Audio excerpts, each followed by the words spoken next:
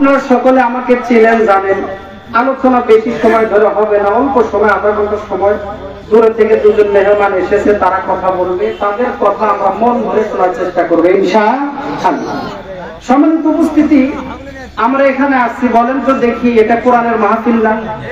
সকলে বলে এটা কোরআনের মাহফিল না? কিন্তু লক্ষ্য করে দেখবেন, যখন আমরা শ্বশুর বাড়িতে যাই, আলমারির ভিতরে নতুন প্যান্ট, নতুন শার্ট, এগুলো বের করে এটা পরিধান করে আমরা শ্বশুর বাড়িতে যাই। মানে দেখেই বোঝা যায় যে এটা একটা জামাই শ্বশুর বাড়িতে যাচ্ছে।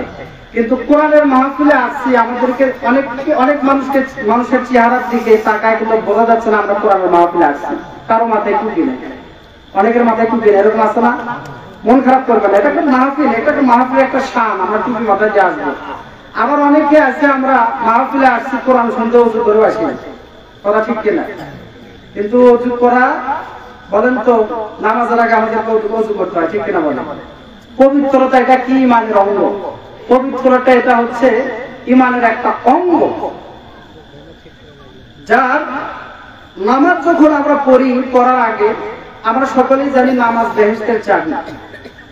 এরপরে নামাজের একটা চাবি আছে, সেটা হলো আমাদেরকে ওযু করতে হয়। অনেক যুবক ভাই আমরা আছি, বিয়ে করা ফরজ এটা আমরা জানি, কিন্তু ওযু করা ফরজ বা ওযুর ফরজ কয়টা এটা আমরা অনেকেই জানি না। এরকম আছে না নাই? জোরে কোন আছে না নাই? এটা আছে। তো আমাদেরকে, আমি একটা হাদিস বলেছি যে আত-তুহুরু শাতরুল ঈমান, পবিত্রতা এটা একটা ঈমানের একটা অঙ্গ। আমরা এখানে যতগুলো মানুষ আছি, আমাদের প্রত্যেকটার একটা অঙ্গ আছে। এই যে মাথা আছে, চুল আছে, পা আছে, অনেকের দাড়ি আছে, হাত আছে, পেট আছে, পা আছে, অনেক কিছু আছে। এগুলো হচ্ছে আমাদের একটা অঙ্গ। বলেন তো দেখি, আমরা এখানে যতগুলো মানুষ আছি, আমাদের যদি একটা হাত না থাকে, তাহলে আমরা কি পরিপূর্ণ মানুষ হতে পারবো? কথা কয় মানুষ কিন্তু হাত নাই, হাত ছাড়া মানুষ, ঠিক কিনা করে কম। আবার অনেক মানুষ আছে, অনেকের পা নাই, সে কি পরিপূর্ণ একজন মানুষ হয়েছে? মানুষ ঠিক, কিন্তু তার পা নাই। তো পা এটা হচ্ছে শরীরের একটা অঙ্গ, হাত এটা হচ্ছে শরীরের একটা অঙ্গ, ঠিক? পবিত্রতা এটা হচ্ছে একটা ঈমানের অঙ্গ। অনেক মানুষ আমরা আছি যে নামাজে যায়, কিন্তু নিজের শরীরটাকে পবিত্র করা দরকার, এই পবিত্রতা আমরা অনেকেই করতে পারি না। পবিত্র কিসকো কাহাতে হে আর কিয়া কিয়া হে, এটা আমরা অনেকেই জানি না। পবিত্র কাহাকে বলে এবং কি কি, এটা আমরা অনেকেই জানি না। আমরা সব সময় পবিত্রতা অর্জন করার চেষ্টা করব।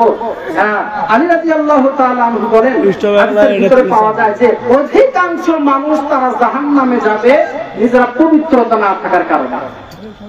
অনেক মানুষ আছে, বাজারে গেছে, ধান কাটতে গেছে বা নিজের কাজ করতে গেছে, পকেটে একটা টিস্যুও রাখে না, দেখবেন হুট করে গাড়ি থেকে নেমে গিয়ে এক জায়গায় পেশাব করে লোক, তার শরীরটা অপবিত্র। আল্লাহ না করুক আপনি ওই অপবিত্র শরীর নিয়ে আপনি যেখানে অবস্থান করতেছেন, আজরাইল যদি আপনার কাছে চলে আসে, তাহলে ইসলাম অনুযায়ী, ইসলাম যা বলে, হাদিস যা বলে, আল্লাহ রাসূল যা বলে, আল্লাহ রাসূলের ভাষ্য অনুযায়ী আল্লাহ আপনাকে জান্নাত দিবে না। এজন্য আমরা সবসময় পবিত্রতা অর্জন করার চেষ্টা করব। নামাজে যাওয়ার আগে আমরা পবিত্র। অনেক মানুষ আছে নামাজ পড়ে, নামাজে দাঁড়াইছে, কিন্তু তার মন নামাজে বসে না। এক লোক গল্প শুনছিলাম, আমার নানার মুখে শুনছিলাম, তো বলতেছে এশার নামাজে ইমাম সাহেব সালাম ফেরানোর পর বলতেছে, পিছনে এক লোক বলতেছে, হুজুর পরের ব্যাগ খান তো, মাথার কোনো খেলু খেলু নাই নাকি? তো বলতে, কি ভাই কি হয়েছে, মানে বুঝলাম না। বলতেছে, আপনার কোনো কাজ কাম নাই, শুধু নামাজটা পড়াবেন, তাও ঠিক মতো পড়াবার পান না। বলতেছে, মানে বুঝলাম না, আমি তো 4 রাকাত নামাজই পড়ছি। ইমাম সাহেব ওর ওইগুলো মানে চোখ গরম দেখে বাকি 3 জনকে বলতেছে, ভাই নামাজ কয় রাকাত হয়েছে? বলতেছে, হুজুর 4 রাকাতই তো পড়লাম, 4 রাকাতই হয়েছে। ইমাম সাহেব বলতেছে, আমিও তো 4 রাকাতই পড়লাম। সবার যখন চোখ গরম হয়ে গিয়েছে, তখন লোকজন এখন ধরছে, ভাই সবাই বলতেছে 4 রাকাত, ইমাম সাহেব বলতেছে 4 রাকাত, ছোট 8 বছর একটা বাচ্চা আছে সেও বলতেছে 4 রাকাত, তুমি 3 রাকাত বলো, ঘটনা কি? বলো তো দেখি সমস্যা কি? শোনো, আমার সারাগান্ধী বাজারে 4টা দোকান আছে, প্রত্যেকদিন এশার নামাজে 4 রাকাত নামাজ আমি 4টা দোকানের হিসাব করি। আজকে 3টা দোকানের হিসাব করতে দেখে হুজুরের নামাজ শেষ, তার নামাজ 3 রাকাত হয় না। এই যে নামাজের ভিতরে তার যে মন নাই, মনোযোগ যে নাই, এটা কেন জানেন? তার অজু ঠিক মতো হয় নাই। কথা বলেন ঠিক কিনা? এজন্য আমাদেরকে অজু করতে হবে, পবিত্রতা অর্জন করতে হবে। এগুলো একটা কমন জিনিস, একটা সাধারণ একটা জিনিস, যে অনেক মানুষ আছে আমরা অজুর ফরজ জানি না, গোসলের ফরজ জানি না। আমরা আমাদের স্ত্রীর সাথে সময় কাটানোর পর আমাদের গোসল ফরজ গোসল হয়, কিন্তু আমরা ওই অবস্থায় কেমনে ফরজ গোসল থেকে নিজেকে পবিত্রতা অর্জন করতে হয় এটা আমরা অনেকেই জানি না। এখন তো মোবাইলের সার্চ দিলেই চলে আসে, এখন বিভিন্ন চটি বই পাওয়া যায়। ছোট ছোট বাচ্চাদের ক্ষেত্রে সার্চ দিয়ে জানতে ভাই এই মিজানুর রহমান আজহার সাহেবের ওয়াজ অজুর ফরজ কয়টা, আব্দুর রাজ্জাক বিন ইউসুফ সাহেবের ওয়াজ অজুর ফরজ কয়টা, সার্চ দিলেই চলে আসে। এগুলো আমরা নিজের জীবনে বাস্তবায়ন করার চেষ্টা করব। আল্লাহ পাক রব্বুল আলামিন আমাদের সবাইকে এই জিনিসগুলো খেয়াল করে নিজের জীবনে বাস্তবায়ন করার মতো তৌফিক দান করুন, সকলে বলি আমিন। আরেকটু জোরে বলেন আমিন। একটু তাকবীর দিবেন সবাই। মরা মরা লাগতেছে মনে হয়, আমার ওয়াজ আবার গরম লাগলে আমি ওয়াজ করতে পারি না। তাকবীর দিবেন সবাই। তাকবীর দেওয়ার আগে সকলে একটু হাত তোলেন, সবাই সবাই, কেউ বাকি থাকবেন না। নারায়ে তাকবীর, লিল্লাহি তাকবীর। হাত এরকম টান দেন তো, এরকম টান দেন তো, দেখেন দেখেন পাশে যেন কারো নাক লোক না থাকে, ঠিক আছে তো? পকেট সাবধান, বিড়ি বের বেরি করে না না। নারায়ে তাকবীর, নারায়ে তাকবীর। আল কোরআনের আলো, কোরআন হাদিস যেখানে, আলেম ওলামা যেখানে, সুদ ঘুষ যেখানে, লিল্লাহি তাকবীর। সবাই একটু ইমাম মজবুত হয়েছে না? এখন একটু আলোচনায় চলে যাব।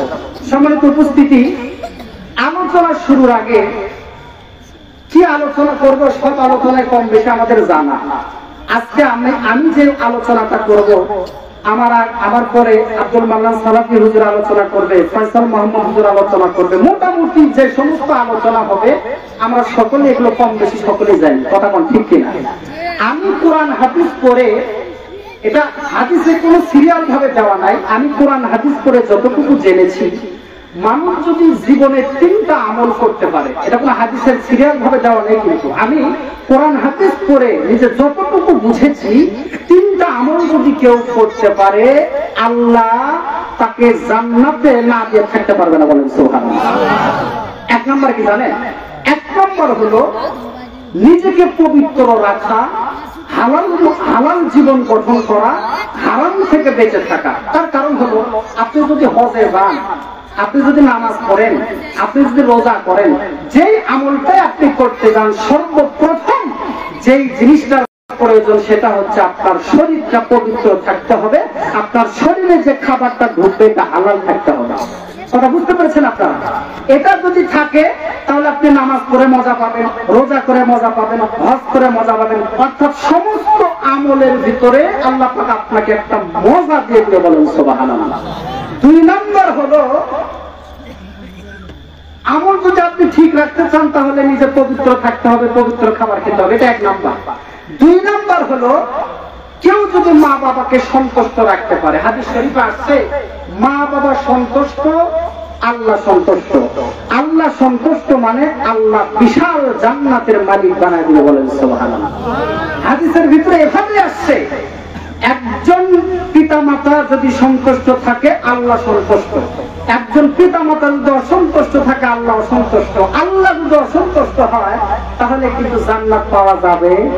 জোরে বলেন, জান্নাত পাওয়া যাবে? 3 নম্বর হলো 5 ওয়াক্ত নামাজ। আল্লাহ পাক বলে ইন্নাস সালাতা তানহা আনিল ফাহশাই ওয়াল মুনকার। যে ব্যক্তি 5 ওয়াক্ত নামাজ পড়বে আল্লাহ পাক তাকে সমস্ত অশ্লীল বেহায়াপনা কাজ থেকে বিরত রাখবে। জোরে বলেন সুবহানাল্লাহ। বলেন তো দেখি আল্লাহর কোরআনের আয়াত কি মিথ্যা হতে পারে? জোরে বলেন পারে? মুসলমান ভাইরা আমার খেয়াল করেন, এই জায়গায় আমি বললাম ইন্নাস সালাতা তানহা আনিল ফাহশাই ওয়াল মুনকার। আল্লাহ পাক একজন 5 ওয়াক্ত নামাজি ব্যক্তিকে সমস্ত বেহায়াপনা কাজ থেকে বিরত রাখবে। মুসলমান ভাইরা আমার, অনেক মানুষ আমাকে প্রশ্ন করতে পারে, ও হুজুর আপনি বললেন আল্লাহ পাক নামাজকে অশ্লীল বেয়াপনা কাজ থেকে বিরত রাখে নামাজ। তাহলে হুজুর গো, আমাদের সমাজের ভিতরে আমরা অনেক মানুষ দেখি 5 ওয়াক্ত নামাজ পড়ে, তারপরেও সুদ খায়, তারপরেও জেনা করে, তারপরেও চুরি করে, তারপরেও জর্দা খায়, তারপরেও বিড়ি খায়, তারপরেও মানুষের আইল ঠেলে। ও হুজুর আপনি বললেন কোরআন বলল 5 ওয়াক্ত নামাজ একজন মানুষকে অশ্লীল বেয়াপনা কাজ থেকে বিরত রাখে। তাহলে একজন মানুষ নামাজ পড়ার পরও গুনাহের কাজ করে, তাহলে আয়াতের সাথে তো কথা মিলল না। তার আগে আমি আপনাদেরকে প্রশ্ন করি, বলেন তো দেখি আল্লাহর কোরআনের আয়াত কি মিথ্যা? আরো জোরে বলেন মিথ্যা। আল্লাহর কোরআনের আয়াত কোনদিন মিথ্যা হতে পারে না। তার কারণ হলো আল্লাহ যেটা বলেছে, দুনিয়ার সবকিছু মিথ্যা হয়ে যেতে পারে, আল্লাহর কোরআনের আয়াত কোনদিন মিথ্যা হয় না। আওয়াজ করে বলেন মারহাবা। এখন কষ্ট করবেন হুজুর 5 ওয়াক্ত নামাজ পড়ার পরেও গুনাহ করে, অশ্লীল বেয়াপনা কাজ করে। আমি আপনাদেরকে একটাই উত্তর দিব, তার মানে বোঝা গেল তার নামাজ আল্লাহর দরবারে কবুল হয় না। কথা কোন ঠিক কিনা? যেই নামাজ আপনাকে চুরি থেকে বিরত রাখতে পারে না, যেই নামাজ বিড়ি খাওয়া থেকে বিরত রাখতে পারে না, যেই নামাজ জেনা করা থেকে বিরত রাখতে পারে না, যেই নামাজ সুদ ঘুষ থেকে বিরত রাখতে পারে না, বুঝতে হবে এই নামাজ আপনার যায় নামাজের তলেই থাকে, উপরে যায় না। কথা বুঝেন না? বাংলা কথা বুঝতে পারছেন? আর একটু যদি উদাহরণ দেওয়া যেতে পারে তাহলে আপনার সংক্ষেপে বুঝবেন। আমি আবার উদাহরণ না দিলে কথা বুঝাইতে পারি না। মনে করেন আপনাদের এই গ্রামে 2 জন মানুষ অটো চালায়, কয়জন? কথা বুঝতে পারছেন? আমার মন খারাপ করতেছেন, রাগ করতেছেন, বেজার হচ্ছেন? আচ্ছা, মনে করেন আপনাদের এই গ্রামে 2 জন রিক্সা চালায়।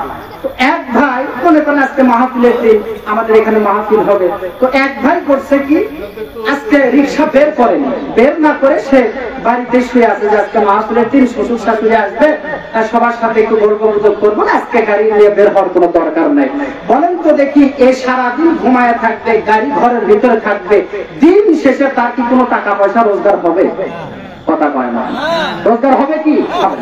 আরেকজন ভাই রিক্সা বের করেছে ঠিক, কিন্তু রিক্সা নিয়ে এই দিক দিয়ে আপনার দেবডাঙ্গা, মাসিরপাড়া, সাগরধরা, রামচন্দ্রপুর, সারিয়াকান্দি এই দিক দিয়ে হয় সুইচ গেটে চলে আসছে, সারাদিন খালি ঘুরছে, একটা প্যাসেঞ্জারও গাড়িতে তুলে দিই। বলেন তো দেখি, সারাদিন যদি ঘুরে ওর কি কোনো টাকা পয়সা রোজগার হবে? কথা বুঝতে পারছেন আমার? তাহলে এক ভাই সারাদিন গাড়ি বের না করে ওর যেমন পকেট ফাঁকা, আরেক ভাই রিক্সা বের করেছে কিন্তু কোনো প্যাসেঞ্জার উঠায়নি, ওরও তেমন পকেট ফাঁকা। ঠিক এটা দ্বারা আমি এটাই বুঝাতে চাচ্ছি, সমাজের ভিতরে অনেক নামাজি আছে, সে যেমন সওয়াবের দিক থেকে ফাঁকা, আবার অনেক মানুষ আছে নামাজ পড়ে কিন্তু ওই যে হারাম কাজ থেকে বিরত থাকতে পারে না, সেও তেমন সওয়াবের দিক থেকে ফাঁকা। কথা বলতে ঠিক না? এজন্য আপনাদেরকে আমি বললাম 3টা আমল যদি করতে পারেন তাহলে জান্নাতে আল্লাহ না দিয়ে থাকতে পারবে না। 1 নাম্বার কি বলেছিলাম, হালাল হারাম থেকে, হারাম থেকে নিজেকে বিরত রাখতে হবে, আপনাকে হালাল খেতে হবে। 2 নাম্বার হলো মা বাবার খেদমত করতে হবে। 3 নাম্বার হলো আমাদেরকে 5 ওয়াক্ত নামাজ পড়তে হবে। আজকে আমার আলোচনার যে মূল বিষয়টা আমি ধরতে চেয়েছিলাম সেটা হলো যে 3 শ্রেণীর মানুষ জান্নাতে যাবে না। এতক্ষণ কিন্তু আমি ভূমিকা টানলাম, একটা আলোচনা 20 মিনিট আলোচনা করবো। 3 শ্রেণীর মানুষ কোথায় যেতে পারবে না? কথা বুঝতেছেন না আমার? 3 শ্রেণীর মানুষ জান্নাতে যেতে পারবে না। 1 নাম্বার হলো যারা মানুষকে ধোঁকা দেয়। যারা কি করে? মানুষকে ধোঁকা দেয়। বাংলাদেশের মানুষ তো ধোঁকার দিক দিয়ে 1 নম্বর। কথা কোন ঠিক কিনা? যারা যদি হজ করবার যায় তাও সুরের মধ্যে চালু বালু করে যে 10 টাকা খুঁজে পাওয়া যায়। কথা কেন আমারে আসলে ওরকম আছে না? আল্লাহ বিশ্বনবী বলেছে 3 শ্রেণীর মানুষ জান্নাতে যাবে না। 1 নম্বর হলো যারা মানুষকে ধোঁকা দেয়। আমার তো মনে হয় বাংলাদেশ শুধু নয়, তাম পৃথিবীতে এক জায়গায় বেশি ধোঁকা চলে, তার নাম হলো ফেসবুক। রহমতুল্লাহি আলাইহি। কথা বুঝতে পারছেন?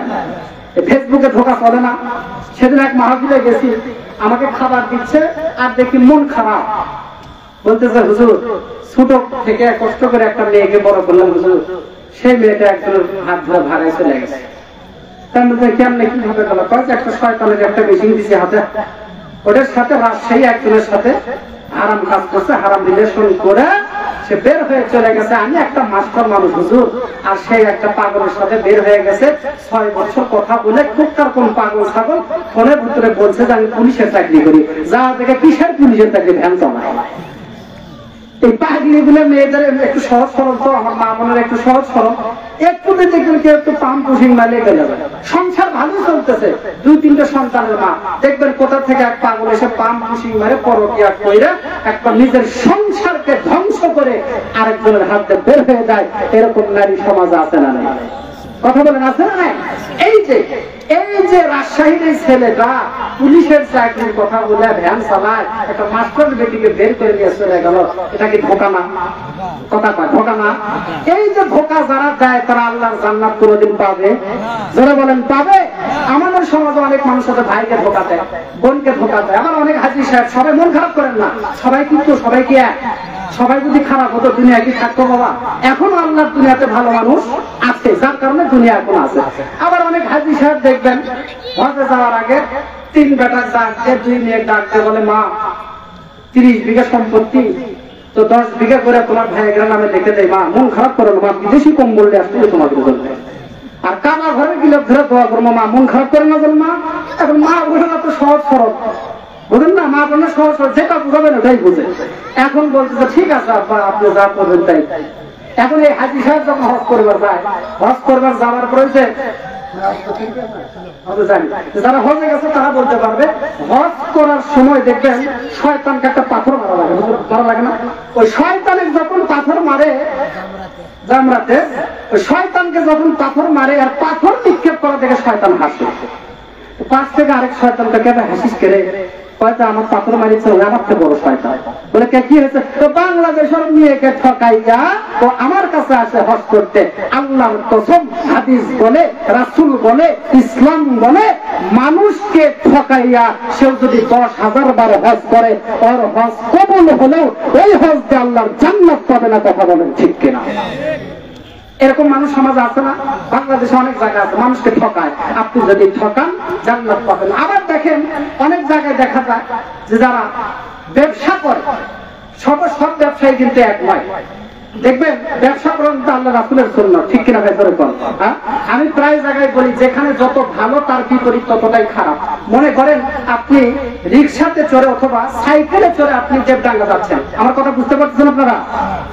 সাইকেলে চড়ে আপনি দেবডাঙ্গা যাচ্ছেন, যাইতেই হঠাৎ করে সাইকেল থেকে আপনি পড়ে গেলেন, আপনার ক্ষতি কি বেশি হবে? আপনার কি ক্ষতি বেশি হবে? বেশি ক্ষতি হবে না, একটু ছিলে যাবে, একটু মলম টলম লাগালে থুতু দিলেই আপনার এই ব্যাপারটা ভালো হয়ে যাবে, ঠিক কিনা? জোরে কর। এরপরে আপনি যদি মোটর সাইকেলে চড়ে সারাকান্তি যান, রাস্তার মধ্যে যদি অ্যাক্সিডেন্ট হয়, হয় কবর না হয় ঠ্যাং পঙ্গু। কথা কয় না? এরপরে আপনি যদি জাহাজে যান, এরপরে বিমানে যান, বিমান সবচাইতে মজাদায়ক জিনিস, আকাশের উপরে উড়ে যায়, মজা কিন্তু সেই বেশি। অ্যাক্সিডেন্ট হলেও কিন্তু লাশ খুঁজে পাওয়া যায় না, ঠিক কিনা? ও মুসলমান, আমি আপনাদেরকে এটাই বোঝাতে চাচ্ছি, যেখানে ভালো, যত ভালো তার বিপরীত ততটাই খারাপ। রিক্সা চালাবেন, খুব একটা মজা নাই, যদি অ্যাক্সিডেন্ট হয় ক্ষতি খুব একটা বেশি নাই। আপনি হেলিকপ্টারে যাবেন, উড়োজাহাজে যাবেন, মজা কিন্তু বেশি, যদি অ্যাক্সিডেন্ট হয় ক্ষতি ঠিক সেরকম বেশি। এই জন্য আমি ওই সমস্ত ব্যবসায়ীদেরকে বলতেছি, কেউ যদি সততার সহিত ব্যবসা করে, আল্লাহ নবী কয় যারা ভালো ব্যবসায়ী, যারা সততার সাথে ব্যবসা করে, তারা শহীদদের সাথে, নবীদের সাথে, ওলিদের সাথে, পীরদের সাথে, বুজুর্গদের সাথে আল্লাহর জান্নাতে যাবে। বলেন মারহাবা। আর যদি সেই ব্যবসা যদি 2 নাম্বারই করে, মাপে নেয় বেশি, দেওয়ার সময় দেয় কম, এরকম ব্যবসায়ী বাংলাদেশে তো নাই, আছে না? তাহলে ও যদি সঠিকভাবে ব্যবসা করতো, আল্লাহ রাসূল যে জান্নাতে থাকবে ও সেই জান্নাতে থাকবে। যদি তার বিপরীত যদি ব্যবসা করে, ব্যবসার ভিতরে যদি দুর্নীতি করে, তাহলে আবু জাহাল যেখানে থাকবে, ফেরাউন যেখানে থাকবে, উতবা সাইবা যেখানে থাকবে, এই ব্যবসাও সেখানে থাকবে। কথা কোন ঠিক কিনা? যারা গরুর ব্যবসা করে ভাই, কিভাবে যে মানুষকে ধোকা দেয়, আমি নিজের চোখে একবার দেখছি, নাম নাই বলে এখানে না গাছতলিতে উঁচু না বলে হাঁটাতে গেছে, বাপ বেটা দুইজনেই গরুর ব্যবসা করে।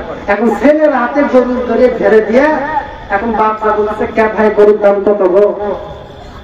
সে করছে যে ভাই সবাই তো 2 লাখ বলছে, আপনি 1,80,000 টাকা দেন। এখন বাবা বেটাকে করছে, ভাই যার কথা না, এই গরুর দাম 1,80,000 হয়। বাপ ছেলেকে বলতেছে ভাই, ছেলে বাপকে বলতেছে ভাই, এই যে ধোকা দিয়ে বোকা বানাইয়া মানুষকে যে আপনি ধোকা দিলেন, বোকা বানাইলেন, আপনি কোনোদিন জান্নাতে যেতে পারবেন না। ইসলাম বলে, হাদিস বলে, রাসূল বলে আপনি জান্নাতে যেতে পারবেন না। এজন্য আমি আপনাদের হাত জোর করে বলবো, মানুষকে ধোকা দিবেন না, যার যেটা অধিকার তাকে সেটাই দিবেন। নাম্বার 2, শুনতেছেন আপনারা? মন খারাপ করতেছেন না তো? এরকম ধোকা সমাজে আছে না বাবা? 2 নাম্বার হলো যারা মা বাবার মনে কষ্ট দেয়। এই যে ইতিপূর্বে কিন্তু আলোচনার মধ্যে আমার গেছে, মা বাবার মনে যারা কষ্ট দেয় তারা কোনোদিন জান্নাতে যেতে পারবে না। মুসলমান ভাইরা আমার খেয়াল করেন, মাকে আপনি কেন কষ্ট দিবেন? বাবাকে আপনি কেন কষ্ট দিবেন? এই মা এই বাবা আপনাকে কত কষ্ট করে লালন পালন করেছে। মুসলমান একটু যদি খেয়াল করেন তাহলে বুঝতে পারবেন। আমি রাকিবুল ইসলাম মিসরা কোনো বিয়ে করি নাই, আপনারা তো অধিকাংশ মানুষ এখানে আছেন বিয়ে করেছেন। বাড়িতে যাওয়ার পর বউকে জিজ্ঞাসা করবেন, ওরে আমার প্রাণের বিবি, আমার যখন ছেলে হয়েছিল তোমার কেমন কষ্ট হয়েছিল? আপনার স্ত্রী আপনাকে বলবে, স্বামী গো আমার কষ্ট কেমন হয়েছিল আমি জানি, আমার আল্লাহ জানে। আমি লক্ষ্য করে দেখলাম, আমি একবার কথা বলতেছি, মেয়েদের কিন্তু এই যে পেট, যে রাস্তা দিয়ে সন্তান দুনিয়াতে আসে, যে রাস্তা দিয়ে সন্তান দুনিয়াতে ভূমিষ্ঠ হয়, আপনি খেয়াল করে দেখেছেন ছোট্ট একটা রাস্তা দিয়ে চলন্ত একটা মানুষ কিভাবে দুনিয়ার ভিতরে আসে। ও মুসলমান ভাইরা আমার, আপনি আপনার বউকে জিজ্ঞাসা করবেন, প্রাণের বিবিরে কেমন কষ্ট হয়? মা একমাত্র ভালো জানে।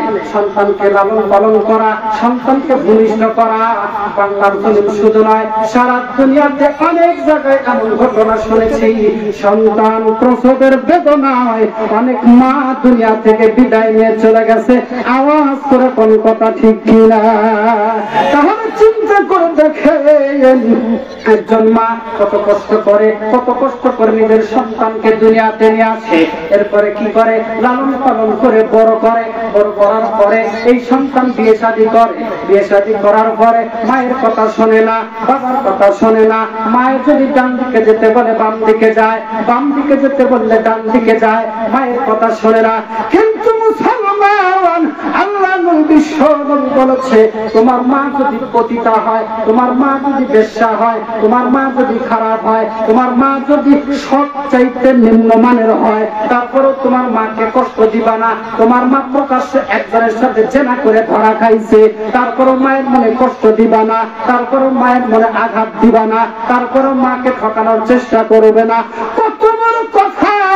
ইসলাম বলেছে তোমার মা যদি সবচাইতে নিম্নমানের হয়, যদি পতিতা হয়, তারপরেও কষ্ট দেওয়া যাবে না। কিন্তু মুসলমান দেখেন, অনেক যুবক ভাই আছে বিয়ে করার পর বউকে পেয়ে মাকে ভুলে যায়, বাবাকে ভুলে যায়। ও যুবক ভাই, ও আমার পরপর অন্তরালের মা বোনেরা, আপনাদেরকেও বলি এমন কোন কাজ করবেন না। আমি প্রত্যেক জায়গায় বলি, আপনাদেরকেও বলে যাই, বিশেষ করে যুবকদেরকে বলবো, যারা মায়ের সঙ্গে খারাপ আচরণ করো, বাবার সঙ্গে খারাপ আচরণ করো, তাই জায়গায় বলি, আজকেও বলে গেলাম, মাকে তুমি ততটাই কষ্ট দাও যতটা কষ্ট তুমি নিজে সহ্য করতে পারবা। বাবাকে তুমি ততটাই কষ্ট দাও যতটা কষ্ট নিজে সহ্য করতে পারবা। গত বছর মনে হয় এই মাহফিলে বলেছিলাম, আজকে না বলে থাকতে পারলাম না। আল্লাহর একজন বান্দা তার সন্তান তাকে পিটাইতে পিটাইতে সুই কেটে নিয়ে আসছে। নিয়ে আসার পরে আশেপাশের লোকজন বলতেছে, রে বেটা বেয়াদব, তুই তো নাম্বার 1 খারাপ, তুই প্রকাশ্যে তোর বাবাকে মানুষের সামনে পিটাচ্ছিস, তোর কি শরম নাই, তোর কি লজ্জা নাই? এইবার ওই পিতা বলতেছে ভাই গো আমার সন্তানকে তুমি বাধা দিও না, আমার সন্তানকে তুমি নিষেধ করো না। ও ভাই তুমি কি জানো আমার সন্তানের বয়স এখন 20 বছর, আমার বয়স যখন 20 বছর ছিল তখন আমি আমার বাবাকে পিটাইতে পিটাইতে সুইচ গেটে নিয়ে আসছিলাম, আমার বাবাকে পিটাইতে পিটাইতে এই জায়গার ভিতরে নিয়ে আসছিলাম।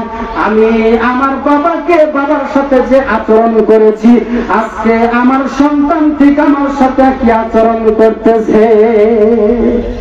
কথা বুঝতে পারতেছে? আপনি আপনার বাবাকে ততটাই কষ্ট দেন যতটা কষ্ট নিজে সহ্য করতে পারবেন, আপনি আপনার মাকে ততটাই কষ্ট দেন যতটা কষ্ট নিজে সহ্য করতে পারবেন। এজন্য মা বাবাকে কষ্ট দেওয়া যাবে যা আছে ওটাই ভালো। প্রধান বক্তা ওনারা আশা রাখি সব ঠিকঠাক করে ফেলবেন, সাউন্ড একটু বাড়াই দেন তো মোহাম্মদের জিকির। সমাজে আছে না অবাধ্য সন্তান, আছে না নাই? জোরে বলেন আছে না নাই? এজন্য আমার মা বোনদেরও ভালো হওয়া দরকার। অধিকাংশ সময় দেখা যায় যে অধিকাংশ সময় আমার মা বোনরা তো আমার ওয়াজ শুনে মন খারাপ করে। গত শুক্রবারে গাবতলীতে মাহফিলে গেলাম, যাওয়ার পরে ওয়াজের মধ্যে বলতেছি যে মা বোনরা একটু পর্দা করেন, বাড়ি নামাজ কালাম ধরেন। ওয়াজ শেষ করে খালার বাসায় গেছি, আমি খালা বলতেছে খালি দেখি নিয়ে গেলে বিরুদ্ধে ওয়াজ করে দেখবি তোমার বউ কত ভালো হয়, তোমার বউ কিরকম বিশ্বাস হয় দেখবি। তেমন থেকে হুজুর মাসের বউ ভালো হবে না, হবি দেখবি। এই যে মেয়েদের একটু ওয়াজ করলেও ভালো, বুঝতে পারেন? যাই হোক আমি যা বলি এগুলো কি ভুল বলি নেই, কথা কেন ভুল বলি? তো এই সমস্যাগুলো সমাজের ভিতরে আছে। অধিকাংশ দেখা যায় মা বোনদের কারণে অনেক ছেলে পেলে দেখা যায় মা বাবাকে ভাত কাপড় দিতে চায় না। ঠিক কি মন্ত্র করে আল্লাহ ভালো, তবে সব মা বোন কিন্তু এক না, এখনো ভালো মা বোন আছে। নাম্বার 3 বললাম, 1 নাম্বার হলো, 1 নাম্বার কি বলছিলাম মনে আছে আপনাদের? যারা মানুষকে ধোঁকা দেয় জান্নাতে যাবে না। 2 নাম্বার যারা মা বাবাকে কষ্ট দেয় তারা জান্নাতে যাবে না। 3 নাম্বার হলো লক্ষ্য করে দেখেন, এটা আমাদের সমাজের ভিতরে অনেক আছে, আমাদের দেশে, আমাদের জেলায়, আমাদের উপজেলা, আমাদের গ্রামে, আমাদের পাড়ায় অনেক জায়গায় আছে যারা পুরুষ হয়ে নারীর বেশ ধারণ করে, নারী হয়ে পুরুষের বেশ ধারণ করে। বলেন এমন মানুষ আমাদের বাংলার জমিনে আছে না? না আছে না? পুরুষের পোশাক নারী করে, নারীর পোশাক পুরুষে করে। অনেক মা বাবা আছে হাউস করে ইচ্ছা করে মেয়েকে ছেলেদের পোশাক করে। আবার এখন তো আমরা দেখি জিন্সের প্যান্ট বলে, এখন তো আমরা দেখি অধিকাংশ ইউনিভার্সিটির মেয়েরা এখন জিন্স প্যান্ট আর ওই টি শার্ট করে স্কুল বাস থেকে নাম। এরকম আসতে না? শহরে বেশি চলে, গ্রামে একটু কম আছে। আল্লাহ নবী কি বললো? যারা পুরুষের বেশ নারী হয়ে পুরুষের বেশ ধারণ করে, পুরুষ হয়ে যারা নারীর বেশ ধারণ করে, এরা কোনোদিন আল্লাহর জান্নাতে যেতে পারবে? জোরে বলেন পারবে? এর দ্বারা আমি আপনাদেরকে একটা চোখে আঙুল দিয়ে একটা কথা বলতে চাই, সেটা হলো সিনেমা জগতে যারা কাজ করে মাঝে মধ্যে নিশা সওদাগর কিন্তু শাড়ি পরে, ঠিক কিনা? জোরে পরে না? এই যে নারীর পোশাক পরলো এ কিন্তু জান্নাতে যেতে পারবে? জোরে বলেন পারবে? পারবে না। এজন্য আমাদেরকে এই বিষয়গুলি খেয়াল রাখতে হবে। আমরা এই 3টা জিনিস মাথায় রাখবো। 1 নাম্বার, আমরা কখনো কাউকে ধোঁকা দিয়ে বোকা বানাবো না। 2 নাম্বার হলো মা বাবার খেদমত করবো। 3 নাম্বার হলো আমরা নারী আছি, নারী থাকবো, পুরুষের বেশ ধারণ করার চেষ্টা করব না। আমি এর দ্বারা একটা উদাহরণ, আরেকটা কথা বলতে চাই, সেটা হলো এবছর 7ম শ্রেণীতে একটা গল্প এসেছিল শরীফ থেকে শরীফা। এই যুবকরা কথা বলে না কেন? পড়ছো না তোমরা? শরীফ থেকে শরীফা, ও ছিল পুরুষটাকে নিয়ে হওয়ার ইচ্ছা। এই ব্যাপারও কিন্তু আল্লাহর নবীজির ভাষ্য অনুযায়ী জান্নাতে যেতে পারবে না। আল্লাহ যদি মাফ করে তাহলে সে জান্নাতে যেতে পারবে। আল্লাহ পাক রব্বুল আলামিন আমাদের সবাইকে উক্ত কথাগুলো আমল করার তৌফিক দান করুন, সকলে বলে আমিন। আরেকটু জোরে বলেন আমিন।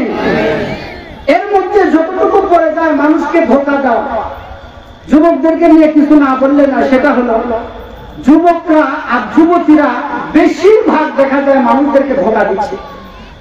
যদি বলি তাহলে আমি একটু ভাঙ্গে চলেই বলি, সেটা হলো গতকালকে একটা দিবস গেছে। দিবসটার নাম কি? কি দিবস গেছে? বিশ্ব কুত্তা দিবস। কথা কয় না, কথা জোরে কন না রে। এই যুবকরা কথা কও না কেন? তাকবীর দাও দেখি না রে, তাকবীর, লিল্লাহে তাকবীর। রমনা পার্কের গাছের গোড়ায় বসে ওরা জোড়ায় জোড়ায়, কথা কয় না। রমনা পার্কের গাছের গোড়ায় বসে ওরা জোড়ায় জোড়ায়, যায় নাচে না মানুষ না পশু, ওদের আচরণ চলা ফেরায়। রমনা পার্কের গাছের গোড়ায় বসে ওরা জোড়ায় জোড়ায়, রমনা পার্কের গাছের গোড়ায় বসে ওরা জোড়ায় জোড়ায়। আওয়াজ করে কোন কথা ঠিক কিনা? ওই যুবক ভাই, পর্দার অন্তরালে যে সমস্ত যুবতী বোন আছো, বিশেষ করে যে সমস্ত যুবকরা বিয়ে করো নাই, যে সমস্ত যুবক বোনেরা বিবাহ এখনো বসে নাই, তোমাদের জন্য 2 মিনিট আলোচনা করব। যদি সময় শেষ হয়ে যায় আমি 2 মিনিট চেয়ে নেব। এটা হলো অধিকাংশ যুবক যুবতীরা এখন ধোকার মধ্যে আছে। 14 ফেব্রুয়ারি কি হয় এটা দেশের মানুষ জানে। কি হয় সেই ছেলে 14 ফেব্রুয়ারি অংশগ্রহণ করে, ওর মাও এটা জানে, ওর বাবা এটা জানে। আমি গল্প শুনেছিলাম, একজন স্কুলের ছাত্রী তার মাকে বলতেছে, মা আজকে 14 ফেব্রুয়ারি, আজকে স্পেশাল একটা ক্লাস আছে, মা একটু জবাব দিবা? তো মা বলতেছে, মা কোন স্পেশাল ক্লাস আমি জানি রে, এই স্পেশাল ক্লাস করবে যায় 22 বছর আগে তোর জন্ম হয়েছে। কথা বুঝেন না আপনারা? কথা বুঝতে পারেন? মানে মা যেমন মেয়ে তেমন, কথা ঠিক কিনা জোরে কর? মা যেমন হবে মেয়ে তেমন হবে, ঠিক কিনা জোরে কোন কথা? তার কারণ হচ্ছে মেয়েদের এই কয়েক ইঞ্চি পেট, আমার ভাষায় আমি বলি এটা হচ্ছে একটা ফ্যাক্টরি। আপনারা বলেন তো দেখি, জর্দার ফ্যাক্টরি থেকে কোনদিন মদ বের হয়? মদের ফ্যাক্টরি থেকে কোনদিন জর্দা বের হয়? গাঁজার ফ্যাক্টরি থেকে কোনদিন বোতল বের হয়? বোতলের ফ্যাক্টরি থেকে কোনদিন গাঁজা বের হয়? গাঁজার ফ্যাক্টরি থেকে গাঁজা বের হয়, মদের ফ্যাক্টরি থেকে মদ বের হয়। এরপরে যে চিনির ফ্যাক্টরি থেকে চিনি বের হয়, গরুর ফ্যাক্টরি থেকে, গুড়ের ফ্যাক্টরি থেকে গুড় বের হয়। মায়ের এই পেট, এই 14 ইঞ্চি পেটে যত পুরুষের নজর যাবে, ওই পেট থেকে হয় ডিপজল চরিত্রের ছেলে আসবে, না অপবিশ্বাস চরিত্রের মেয়ে আসবে। কথা বোঝেন না আপনারা? এজন্য এই যে 14 ফেব্রুয়ারিতে যারা অংশগ্রহণ করে, আমি সেদিন ওই মাহফিলে বলে আসছি, তাদেরকে পায়ে হাত ধরে বলে আসছি, মা বোন, যে সমস্ত মা বোনদের, যে সমস্ত বাবাদের যুবতী মেয়ে আছে, তাদেরকে বাড়ির বাহির থেকে বের হতে দিবেন না। তার কারণ হলো 14 ফেব্রুয়ারিতে যদি আপনার মেয়ে যদি কোন ছেলের হাত ধরে, বর্তমান জামানার যে যুগ জামানা, যে প্রেক্ষাপট, ওই মেয়েটার বিয়ে দেওয়ার প্রয়োজন হবে না, বিয়ের আগে নানা হয়ে বসে থাকবে। কথা ভুল বলছি নাকি? এজন্য যুবক আর যুবতীদেরকে আমি বলবো, দেখো তোমরা যে এই যে ধোকামি কাজ করতেছো, তুমি যে 14 ফেব্রুয়ারিতে একটা মেয়ের হাত ধরে, পুরুষের হাত ধরে যাচ্ছ, তুমি ধোকা দিচ্ছ, তুমিও ধোকায় পড়বা। কথা বুঝেন নাই? কথা বুঝতে পারেন না? যে সমস্ত যুবতী, যে সমস্ত যুবক ভাইয়েরা এই কাজ করে, বিয়ের আগে অপর একটা মেয়ের হাত ধরে, যে সমস্ত মেয়েরা বিয়ের আগে অপর একটা পুরুষের হাত ধরে, তার আমি যদি বিয়ের আগে একটা মেয়ের হাত ধরি, ওই মেয়ের বিয়ে যদি আমার সাথে না হয়, তাহলে আমি যা বিয়ে করবো, ও বিয়ের আগে কারো না কারো হাত ধরে ঘুরছে। কথা কয় না বাড়ি? কথা ধরে এই যে ধোকা যারা দেয়, হুজুররা এখানে আছে, ওলামায়ে কেরাম আছে, মানুষকে ধোকা দেয় ঠিক, এটা প্রকাশ্যে ধোকা দেয়, কিন্তু ধোকা আসলে হয় না, নিজের ধোকা নিজেই করে। কথা কয় না? ভিড় যদি দেয় মুক্তি খাওয়া না, ঠিক কিনা ধরে কর? যদি পানি দেন ওই পাশ থেকে গরম পানি আসে, আপনি যখন ঠান্ডা করে ওই পাশ থেকে আসবে গরম পানি। তো বিয়ের আগে এই যে হারাম রিলেশন, বয়ফ্রেন্ড গার্লফ্রেন্ড, এই যে হারাম কাজ যারা করেন, আমি ওই সমস্ত যুবকদের পায়ে হাত ধরে, ওই সমস্ত মাদের বোনদের পায়ে হাত ধরে বলতেছি, বিয়ের আগে হারাম কাজে যায় না। তার কারণ হলো, বিয়ের আগে যারা হারাম কাজ করে, যারা হারাম রিলেশন করে, তারা 5 জন মানুষকে ঠকায়। কয়জনকে ঠকায়? যেরকম কয়জনকে ঠকায়? এখানে ওলামায়ে কেরাম আছে, কেউ যদি নামাজ না পড়ে, হুজুর 50 বছর হায়াত পাইছে, আমি 49 বছর চলে গেছে, 49 বছর চলে গেছে, থাকার কয় বছর? 1 বছরের ভিতরে মাস থাকে কয়টা? 12 মাসের ভিতরে 11 মাস চলে গেছে, থাকে আর কয় মাস? 11 মাসের ভিতরে থাকে হচ্ছে 31 দিন। ডিসেম্বর মাসে 31 দিন হয়, ঠিক কিনা? 31 দিনের ভিতরে 29 দিন চলে গেছে, থাকে কয় দিন? একদিনের ভিতর 24 ঘন্টা, 24 ঘন্টার মধ্যে 23 ঘন্টা চলে গেছে, থাকে কয় ঘন্টা? 1 ঘন্টার মধ্যে থাকে 60 মিনিট, 60 মিনিটের ভিতরে 59 মিনিট চলে গেছে, থাকে কয় মিনিট? 1 মিনিট। 1 মিনিটের ভিতরে 59 সেকেন্ড চলে গেছে, থাকে কয় সেকেন্ড? এই 1 সেকেন্ড আগেও যদি আপনি নামাজ না পড়ে, রোজা না করে, হজ না করে, যাকাত না দিয়ে, যদি মৃত্যুর 1 সেকেন্ড আগেও যদি আপনি তওবা করেন, আল্লাহ ইচ্ছা করলে আপনার তওবা কবুল করে নিতে পারে। কিন্তু মানুষকে ঠকাইয়া, মানুষের মনে আঘাত দিয়ে, মানুষের আত্মসম্পদ লুণ্ঠন করে, মানুষকে ঠকাইয়ে আপনি কিয়ামত পর্যন্ত নামাজ পড়তে পড়তে কপালের ভিতরে যদি দাগ ফেলায় দেন, আপনার নামাজ আল্লাহ কবুল করবে? জোরে বলেন, করবে? তাহলে বিয়ের আগে যারা হারাম রিলেশন করে তারা 5টা মানুষকে ঠকায়। জোরে বলেন, কয়জনকে? মানুষকে ঠকালে কিন্তু জান্নাতে যাওয়া কঠিন। কথা বল না কা যুবকরা, কথা বল না কা? কাকে কাকে ঠকায়? বিয়ের আগে যেই মেয়ে হারাম রিলেশন করে, 1 নম্বর যাকে ঠকায় তার বাবাকে ঠকায়। তার কারণ বিয়ের আগে হারাম কাজ করতেছে, হারাম কাজের গুনাহ তার বাবার কাছে আছে। বাবা কষ্ট করে লেখাপড়া শিখিচ্ছে, বাবা সোয়াব না দিয়ে বাবা গুনাহ দিচ্ছে, বাবা ঠকানো হচ্ছে না? কথা কয় না। 2 নম্বর হলো যারা হারাম রিলেশন করে তার মাকে ঠকায়। তার মা কত কষ্ট করে 12, 13, 14 বছর একটা সন্তানকে নিজের বুকে দুধ খাওয়ায়া লালন পালন করলো। আর উচিত ছিল ওর নেকির কাজ করে মাকে নেকি দেওয়া, কিন্তু নেকি না করে 14 ফেব্রুয়ারিতে গিয়ে হারাম রিলেশন করে, হারাম কাজ করে এই যে গুনাহের কাজ করতেছে, গুনাহের 1 পয়েন্ট তার মা কাছে, মাকে ঠকাচ্ছে না? জোরে কোন মাকে ঠকাচ্ছে না? 1 নম্বর ঠকালো বাবাকে, 2 নম্বর ঠকালো মাকে, 3 নম্বর ঠকালো ভবিষ্যতে তার যার সাথে বিয়ে হবে তাকে ঠকানো। তাকে ঠকানো হলো না? কারণ আমার হাত ধরা, মনে করে আমি মেয়ে মানুষ, 1 মিনিটের জন্য মেয়ে মানুষ হবে না। আমি মেয়ে মানুষ, বিয়ের আগে যদি আমার হাত কেউ ধরে, তাহলে আমার হাত ধরার উচিত ছিল আমার যার সাথে বিয়ে হবে তার হাত ধরার অধিকার। অন্য কারো হাত ধরার অধিকার আছে? তাহলে আমি বিয়ের পরে আমার স্বামীর অধিকার আছে আমার হাত ধরার। আমার স্বামীর অধিকার, স্বামীর হককে মেরে খেয়ে আমি অপর পুরুষকে নিজের হাত ধরতে দিলাম, তাহলে আমি আমার ভবিষ্যতে যে স্বামী হবে হবু হাজবেন্ডকে ঠকালাম না? জোরে কোন ঠকালাম না? তাহলে কয়জন থাকলো? মা, বাবা, হবু স্বামী। 3 নম্বর হলো, 4 নম্বর হলো এখন আরো বেশি হবে, 5জনকে ঠকানো হবে। তার কারণ আমি মা, আমি যেমন আমার মেয়ে হবে তেমন। কথা কয় না? আমি যদি বিয়ের আগে 14 ফেব্রুয়ারি যাই, আমার বিয়ের পরে আমি যদি আল্লাহর কাছে তওবা না করি, আমি যদি ভালো না হই, ওই অবস্থায় যদি আমি আমার সন্তানকে জন্ম দেই, আমার মেয়ে হওয়ার পরে আমার মেয়েও 14 ফেব্রুয়ারিতে যাবে। কারণ আমি যেটা করছি, আমার এই পয়েন্ট, আমার এই ভাগ সে মেয়ে পাচ্ছে। তাহলে মেয়েকে ঠকানো হলো না? কথা কয় না? ঠকানো হলো না? যদি ছেলে হয়, ছেলে ওই ক্যারেক্টার হবে, 14 ফেব্রুয়ারিতে মেয়ের হাত ধরে ঘুরবে। তাহলে যেই মেয়েটা বিয়ের আগে হারাম রিলেশন করে, প্রেম করে, প্রীতি করে, পুরুষদের সাথে কথা বলে 5 জনকে ঠকায়, 1 জন মা, 2 জন বাবা, 3 নম্বর স্বামী, 4 নম্বর মেয়ে, 5 নম্বর ছেলে। এখন বিয়ের পর যদি 8 সন্তানের মা হয়, তাহলে 8 আর 3 হচ্ছে 11 জনকে ঠকাইলো। একজন মানুষের মনে কষ্ট দিয়ে যদি জান্নাত না পাওয়া যায়, তাহলে 12 জন মানুষকে ঠকাইয়া ওই নারী জান্নাতের আশা কিভাবে করে, কিভাবে করে, কিভাবে করে? হাত তুলে বলেন, কথা ঠিক কি? পার্থক্রামী এলাকার মেয়েরা যদি এখন আমি আমার মেয়েদেরকে, আমি আমার গ্রামের মেয়েদেরকে আমি ভালোবাসি, আমি জানি আলহামদুলিল্লাহ তারা ভালো। কিন্তু যদি কেউ এই শয়তানি যদি তার কারো মনের ভিতরে থাকে, আজকের এই ওয়াজ কিন্তু রেকর্ড হচ্ছে, খালি সিসি ক্যামেরা এগুলো রেকর্ড হচ্ছে না, আল্লাহ কিন্তু রেকর্ড করছে। আল্লাহ পাক আমার ঘরকে ঘিরে রাখি, মানুষের খাস করে খালি ঘুম পাচ্ছে, পুরো গ্রামের মেয়েরা জাহান্নামের কাছে কি ওয়াজ করেছি। আমি তো ওই যে 9 তারিখে যুব সমাজের উদ্যোগে পার্কের ডাঙ্গা ওয়াজ করছিলাম, দেখো তো আমি প্রেমের ওয়াজ করছি কিনা। তখন আবার তারা খাইছে। কথা বুঝলেন? কথা বুঝতে পারছেন? যুবকরা মনে করতেছে মেয়েদেরকে খালি দিচ্ছে, আমাদের কোনো দোষ নাই। কে রে তোরা কি ছেলেদের দোষ নাই? মেয়ের হাত যে ধরে, এটা কে ধরে? আমি যা ধরি, তোমরাই তো যা ধরো। কথা কয় না? তবে মেয়েদের যে অবস্থা হবে তোমাদের সে অবস্থা হবে। তাহলে এই আপনার কথা বুঝতে পারছেন?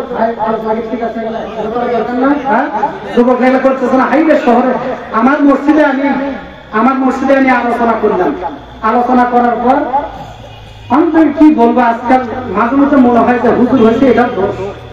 বাড়ির থেকে মানুষের কাছে ডাব পেরে খেলেন খুব ভালো হবে। কথা ঠিক কিনা করে পর কথা ভুল বল না? কোরআন হাদিসে আমি কথা বলতেছি যে 14 ফেব্রুয়ারি আপনার ছেলে মেয়েদেরকে বাইরে বের দেবে, কোনো কিছু বলিনি বাবা, এত কিছু বলছে। এক লোক এসে বলছে আমাদের গ্রামের ছেলে মেয়েরা 14 ফেব্রুয়ারি বুঝেই না, আপনার এই ওয়াজটা করা ঠিক হয়নি হুজুর, আমি এই ওয়াজটা তীব্র নিন্দা জানাচ্ছি। তা আমি বললাম ঠিক আছে মুরব্বী, মুরব্বী না আমার ভাইয়ের মতো মানুষ। তা আমি বললাম ঠিক আছে, আপনাদের এই গ্রামের মানুষ, গ্রামের ছেলেমেয়েরা তো ফেরেশতা, আমি আগে জানতাম না, তাহলে এখানে উঠার আগে আমাকে বলে দেওয়া লাগতো যে তোর দেখে ওয়াজ করবে। এই যে হারাম কাজগুলি হয়, আমার ভাই শহরে থাকে, যুবকরা অনেকে শহরে থাকে, শহরে যে কি পরিমাণ গুনাহ হয় আপনি জানেন না। আজকে আমি দৌড়া থেকে আসার সময় আল্লাহর কসম, আল্লাহি বিল্লাহি তাল্লাহি, যদি মিথ্যা কথা বলে আমার জবানটা যেন বন্ধ হয়ে যায়। আজকে আমি আসার সময় সাত মাঝে দেখতেছি কত মেয়েরা গোলাপ ফুল নিয়ে পুরুষদের হাত ধরে চলে যাচ্ছে।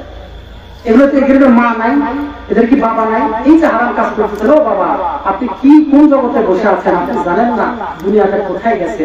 আপনার কি কবরের ভয় হয় না? আপনি কি জাহান্নামে যাবেন না? জাহান্নামে যাওয়া একটু একটু খেয়াল করেন, কিন্তু আপনাকে আপনি যদি একটু খেয়াল করেন তাহলে কিন্তু আপনি বুঝতে পারবেন। আপনি বুঝতে পারতেছেন না আপনার ছেলে আপনার মেয়ে এই যে স্ক্রিন নামক এই যে ফোন, এই যে ফোন যাদেরকে কিনে দিচ্ছেন, আপনি কি একটা বার আপনার মেয়ের ফোনের গ্যালারি যা দেখছিলেন কার কার ফটো আছে? নাম্বারে গিয়ে দেখছিলেন কয়েকজনের নাম্বার আছে? একটা মেয়ের ফোনে বেশি থেকে বেশি 4 জনের নাম্বার থাকবে, মা বাবা না না আর কার সাথে কথা কয়? সারাদিন ঘরের করা যা কথা কয় মাও কিছু পায় বলে এই বয়সে দুটোটা থাকেই। মা 1 নম্বর শয়তান, মেয়ে 2 নম্বর শয়তান, কথা বল ঠিক কিনা? তাকবীর দাও, নারে তাকবীর, লিল্লাহি তাকবীর,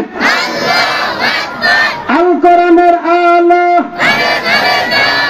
লিল্লাহি তাকবীর। মাগুরারা মন খারাপ করবেন, এগুলো হচ্ছে অনেক সমাজে হচ্ছে, এই বয়সে দুটো থাকে, এগুলো থাকে না, এগুলো জাহান্নামে নিয়ে ছাড়বে। আল্লাহ পাক রব্বুল আলামিন আমাদের সবাইকে উক্ত কথাগুলোর উপরে আমল করার মতো তৌফিক দান করুন, সকলে বলে আল্লাহুম্মা আমিন। আর যারা বলেন আল্লাহুম্মা আমিন। আরেকটু কথা বলে শেষ করে দেব। দুনিয়ার জমিনের ভিতরে আজকে কিন্তু আমি বিষয় ভিত্তিক কোন আলোচনা ধরি নাই, তার কারণ আমি কয়েকটা পয়েন্ট নিয়ে আমি কথা বলেছি। এই দুনিয়া থেকে আমি সব জায়গায় এই কথাটা বলি, মনে কেউ ভাববেন না একই কথা বারবার বলে। একই কথা বারবার বলার কারণ হলো এটা, এই দুনিয়াতে আমরা আসছি, দুনিয়া থেকে আমরা বিদায় নিয়ে কবরে চলে যাব। এই যে মাহফিল 10 বছর ধরে মাহফিল হচ্ছে, এই মাহফিলে এমনও মানুষ সভাপতির আসনে বসেছিল কিন্তু এখনো দুনিয়াতে আর বেঁচে নাই, এরকম আছে না? আমাদের হোসেন দাদা সভাপতি সহসভাপতি একবার ছিল না, উনি এখন কবরে। আমার এই ভাই আগামী বছর সভাপতির আসনে থাকবে, তার কোনো গ্যারান্টি আছে? আমি তৃতীয় বক্তা বারবার থাকি, আগামী বছর থাকতে পারবো, তার কোনো গ্যারান্টি আছে? আপনারা এখানে অনেকগুলো মানুষ আছেন, আগামী বছর এই মাহফিলে আসতে পারবেন, তার কোনো গ্যারান্টি আছে? কোনো গ্যারান্টি নাই। দুনিয়া থেকে আপনাকেও যেতে হবে, আমাকেও যেতে হবে। ও মুসলমান ভাইরা আমার, ও পর্দা বঞ্চনার মা বোনেরা, তুমি কেন পর্দা করো না? পর্দা যদি না করো তোমাকে জাহান্নামে যেতে হবে, মাস্ট বি, জাহান্নামে তোমাকে অবশ্যই যেতে হবে। কেন পর্দা করো না? যে সমস্ত মেয়েরা পর্দা করে তারা হচ্ছে দামি সোনার মতো। আমি প্রায় জায়গায় বলি, আবার আপনাদেরকে বলি, মনে করেন যখন আমাদের এলাকায় বন্যা হয়, এই যে পুকুরের ভিতরে পানি থাকে, এই পুকুরের সমস্ত পানি একজন মানুষের কাছে বিক্রি করবে, বলতেছে ভাই তোকে 5 টাকা, তুই 5 টাকা দিয়ে এই নদীর পানি তুলে নে, কেউ নিবে? ওরা বুঝতেছেন আমার? এই পুকুরে যতগুলো পানি থাকে, একজন মানুষ আরেকজনকে বলতেছে ভাই তুই আমার 5টা টাকা দিয়ে একটা সিগারেট খাবো, তুই পুকুরের সব পানি তুই তুলে নে, কেউ নিবে? আবার আরেকজন বলতেছে ভাই ওই যে ওটি ডাব করে আসলে তোমার 5 টাকা দিয়ে ডাবটা দিই, কি করছে ভাই ডাবের যে দাম তো 50 টাকা দিচ্ছে, তাড়াতাড়ি দিতে হবে। তাহলে ডাবের পানি কম বেশি না নদীর পানি কম? ডাবের পানি কম না? কথা আমরা বুঝতে পারতেছি না। ডাবের পানি কম। দ্বিতীয় বক্তা নারায়ে তাকবীর, দ্বিতীয় বক্তার আগমন, স্বাগতম। দ্বিতীয় বক্তার আগমন, শুভেচ্ছা, স্বাগতম। আলহামদুলিল্লাহ, আমাদের দ্বিতীয় মেহমান চলে আসছে। খুব সুন্দর আলোচনা করেন উনি, খুব সুন্দর আলোচনা করেন উনি। আল্লাহ পাক রব্বুল আলামিন, আমি যতটুকু আলোচনা করলাম, আমার আলোচনায় কেউ মন খারাপ করছেন, রাগ করছেন?